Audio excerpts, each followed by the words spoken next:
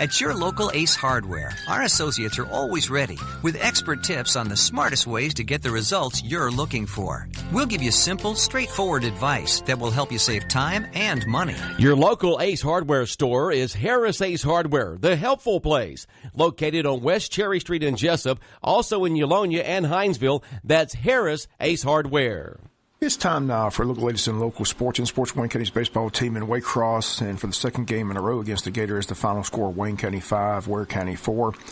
Senior pitcher Jasper Dubberly, complete game win on the mound, struck out 8 in the contest, scattered 6 hits, a 3-run 15-inning allows the Jackets to win the game. Leadoff hits by Cooper Martin and Gann Starling, a walk to 4 times to load the bases, and things unraveled for the Gator pitcher. Hit batter, 2 wild pitches, 3 runs in. Wayne County took a 5-2 lead. But in the bottom of the 6th, with 2 runners on base, a ball hit in the gap between center field and left field. And for a second night in a row, everyone had to hold their breath as outfielders Gann Starling and Brad Thomas collide. Going after the ball, both fell to the ground with the ball lying in the outfield. Heads up by right fielder Kate Lambert, who ran all the way over from right field to left field and threw a strike to catcher David Mosley, nailing the batter, trying for the inside of the park home run to keep it a 5-4 game. That's how it ends up, 5-4. Both players able to walk off unassisted. Gann a shiner under one of his eyes. Brad Thomas hurt his knee, was hobbling after the game, but appears to be okay and should be able to play on Friday. After the game, we talked with head coach Justin McDonald. Okay. Yeah, they'll be fine. Brad's kind of limping around, probably got a bruise on his knee, but like I said, that's just 2 kids going all out. Communication's hard when you're full speed, and heck, that's the way we like to play the game, and sometimes things like that happens. Fortunately, it wasn't too bad. Thankfully, it wasn't, but second game in a row were just a I crazy told Coach incident. Emmons after the game, I don't know what's going to happen Friday. Yeah, can we get through Friday without an injury? Yeah. But again, 2 guys going after, like I said, fortunately, no one seriously injured. But again, Scott White, Johnny on the spot out there as quickly as can. Yeah, and give our kids credit for continuing to play. Lambert saved the game. Like I said, he runs all the way from right field to left, and kudos to David Mosley for being at the plate waiting for the throw, because a lot of kids will run out to check on Gant and Brad. Yeah, and that's what a lot of people don't take in consideration. These are high school kids and teenagers, and the emotional level of when one of their guys goes down, and especially after what happened Monday, that was a chance for them to possibly drop their head and not continue to play, And I think that's a tribute to how hard they work and how they come in and compete in games and expect to win every time they come in. Because I'll be honest, offensively, we probably didn't deserve to win that game, and they gave us some runs with some pass balls. But again, Jasper Dudley, talk about him. What a performance! Anytime he gives you a chance to win, every time he goes out there, regardless of the situation. And if we made a few plays, we gave them 6 outs in that inning first when they scored those 2 runs. So you give guys 6 outs, they're going to be able to score. But again, he pounded the strike zone and competitive nature, and I'm glad he's on our team. Better throw, Cade Lambert's throw in Savannah, or Cade Lambert's throw tonight from left field? Tonight. Yeah, tonight. I was watching this, one of those things that happened in slow motion. I was staying in the dugout. What an arm that kid's got. That's phenomenal. Yeah, he's been. What a heads-up play to have the whereabouts to run over there and realize there's still a live ball and prevent that third run from scoring. And people need to understand he run from right field, so and he got that ball and he picked it up, and I could see him winding up, and it's just a matter of was it going to be on target, because I knew he was going to get it there with some velocity on it.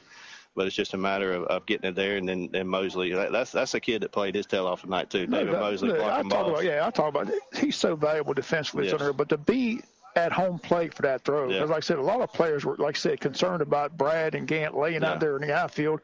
A lot of players already made their way out there, but here's Mosley at the plate, waiting for the throw coming from the outfield, and fortunately Lambert was able to go over there and make the throw that he did to save that 1-run lead. Yeah, and that's the guys you want on your team, guys that can do that not only physically but mentally. And again, one thing I'm proud of tonight, there's some guys that whether they struggled on the base pass or they struggled at the plate, the very next inning, if you go back and look at it, they had big-time plays in that inning. So that's something as a team from last year to this year. I think we've grown as being able to not take stuff that happens at the plate or take stuff that happens in the field into the next phase of the game. And I think that our guys did a great job tonight of going out after some whether it's bad at bats or something of that nature, going out and being able to make big-time plays. And, again, coming over here, it's always a tough place to play, and give them credit. Heck, they battled to the end, and they were competitive. I wasn't expecting no less on Friday.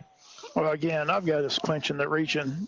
I know mathematically we lost all 4 games. Nobody won 4 games. But, I mean, it's pretty well clinched. They'll have the trophy there Friday night. So if we win Friday night, they'll hand us the trophies. Yeah, that's right. And like I said, every game's a must-win, and you kind of want to clinch it, and then you can go into a week and kind of get yourself feet under you and get ready for the playoffs. But, again, great job by our guys coming over here. And again, Game 3 Friday here at home at Howard Bill Warren, 6 p.m. Jackets are 8-0 in region play. Gators are 5-3. It's a 3-game lead for Wayne County. Jackets have the region title in hand. Friday's game will officially clinch it, but the Jackets have the tiebreaker with Statesboro, where and South Effingham. Jackets have to drop off to the face of the earth and lose the final 4 games. Even then, they still win the region most likely. And it's basically a foregone conclusion. Wayne County's region champions.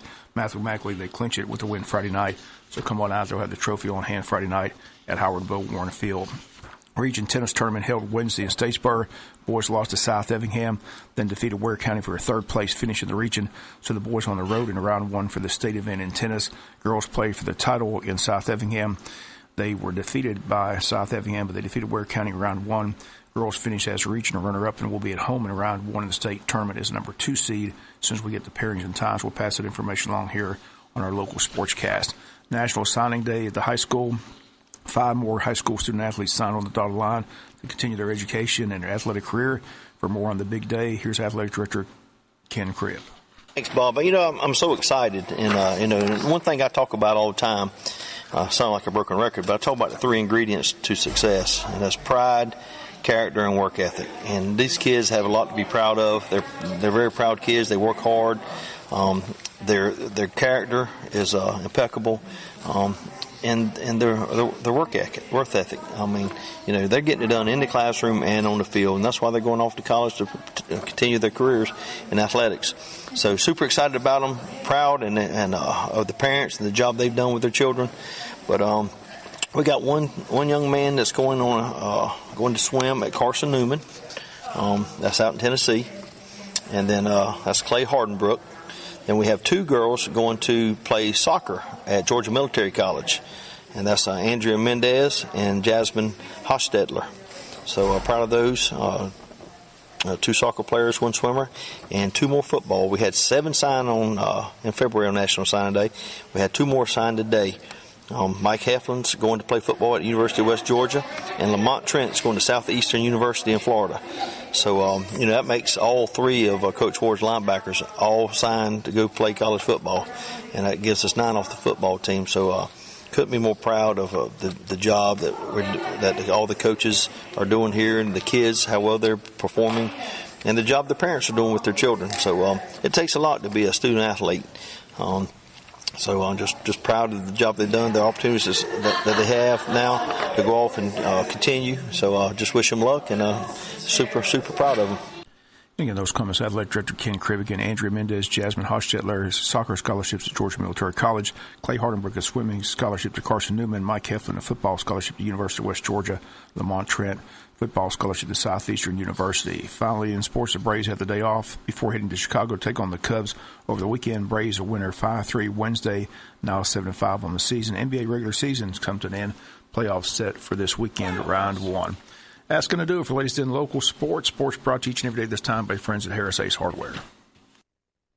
Since 1946, Murphy's Builder Supply has been serving the